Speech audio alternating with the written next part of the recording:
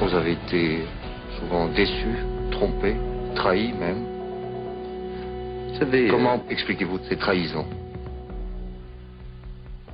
vous savez, il est déjà tellement difficile d'expliquer ce qui se passe en soi qu'il serait prétentieux de décrire ce qui peut se passer dans l'esprit d'autres personnes, d'autant qu'il y a certains noms dont je préfère ne pas parler. L'amitié est une chose nécessaire. Un homme qui n'a pas d'amis n'est pas un homme.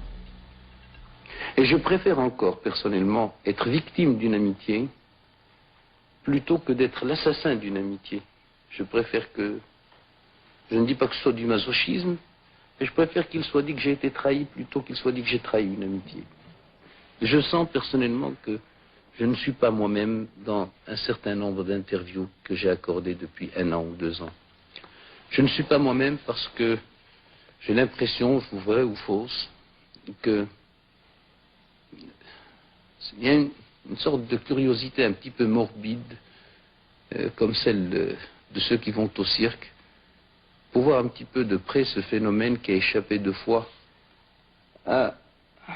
d'une façon miraculeuse à ce que les ordinateurs auraient barré d'un seul coup.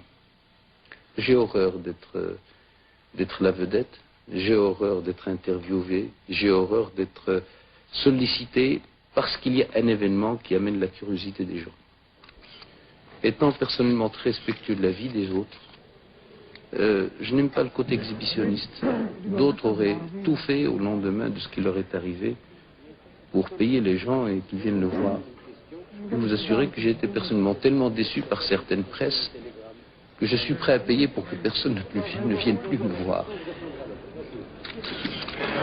Pensez-vous que le général Oufkir est trempé dans le complot de Skiraf et dans la négative? Comment expliquer?